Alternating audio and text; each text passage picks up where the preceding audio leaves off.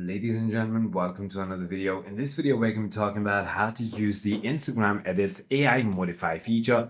So let's get straight into the video. The first thing you're going to do is open your Instagram Edits application right over here and open a project just like that. So if you're wondering what is this little AI modify feature and how to use it, well, don't worry because that is exactly what we're going to be covering. So what Instagram has done, or what Instagram Edits has done, is that it has added a feature called effects and also